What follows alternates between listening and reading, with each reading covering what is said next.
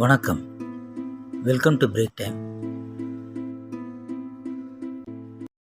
நீண்ட நாட்களாக content போடாததற்கு break time சப்ஸ்கிரைபர்கள் என்னை மன்னிக்கவும். யூடியூப்பில் இப்போ புதுசாக ரூல்ஸ்லாம் வந்ததுனால சில சேஞ்சஸ்லாம் எப்படி இருக்குது என்னங்கிறத எல்லாம் தெரிஞ்சுக்கிறதுக்காக கொஞ்சம் டைம் ஆகிடுச்சி.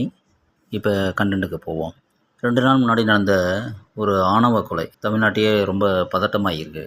ஒரு இன்ஜினியரிங் படித்த பையன் மாதம் 1,00,000 ரூபாய்க்கு மேலே சம்பளம் வாங்குறவன், நல்ல ஒரு பொசிஷனில் இருக்கான். ஃபேமிலியும் நல்ல செட்டில்டு ஃபேமிலி தான். எல்லாம் இருந்தும் நல்ல ஒரு குடும்பத்தில் இருந்துமே ஜாதிங்கிற ஒரு விஷயம் வந்து எப்படி ஒரு கொலை வரைக்கும் கொண்டு போய்கிட்டுருக்கு பாருங்கள். அக்காவை லவ் பண்ணான்னு சொல்லிட்டு 24 வயசு தான் அந்த பையன் சுர்ஜித். அவனை தூண்டிக்கிட்டதே அவங்க குடும்பம்தான். அவங்க அப்பாவும் அம்மாவும் சப் இன்ஸ்பெக்டரு, ஒரு போலீஸ் டிபார்ட்மெண்ட்டில் இருந்துக்கிட்டே இந்த வேலையை பார்த்துருக்காங்கன்னா எவ்வளோ ஒரு கொடுமையான விஷயம் பாருங்கள். பட்டியல் இனத்தை சேர்ந்த ஒரு பையன் முன்னேறி வந்திருக்கான். அந்த இனத்துலேருந்து ஒரு பையன் இவ்வளோ தூரம் படித்து ஒரு நல்ல பொசிஷனில் வர்றதே ஒரு பெருமைக்குரிய விஷயந்தான். ஆனால் இந்த கொலை நடந்த பிறகு சோஷியல் மீடியாவில் வர அந்த கமெண்டெல்லாம் பார்த்தா ஜாதி வெறி வந்து இன்னும் தலை தூக்கி இருக்குது நிறைய பேருக்கு. ஏன் இவன் அதே ஜாதியிலே பொண்ணை லவ் பண்ணி கல்யாணம் பண்ண வேண்டியதான், எதுக்கு? ஒரு சாரர் எப்படி பேசுகிறாங்கன்னா அப்பர் கேஸ்ட்டை பார்க்கணும் அப்படின்னு பேசுகிறான். ஏங்க, லவ் பண்ணுறது எப்படி? என்ன ஜாதி பார்த்து ஜாதகம் பார்த்தா லவ் பண்ண முடியும்?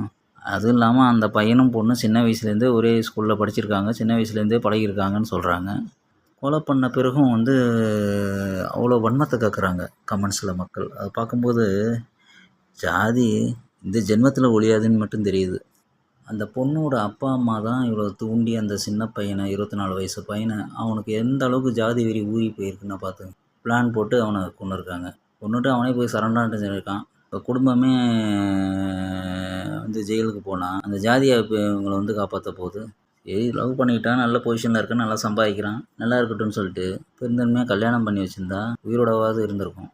இதில் என்ன கொடுமைன்னா, அந்த பொண்ணுக்கிட்ட இப்போ ஸ்டேட்மெண்ட் வாங்கியிருக்காங்க, இந்த பையனை நான் காதலிக்கவே இல்லை அப்படின்னு சொல்லி. ஆனால் அது எந்த அளவுக்கு உண்மைன்னு தெரியல, இன்னும் வெளில வரலங்கிறாங்க. ஸ்டேட்மெண்ட்டு உண்மையான ஸ்டேட்மெண்ட்டு என்னன்னு தெரியலங்கிறாங்க.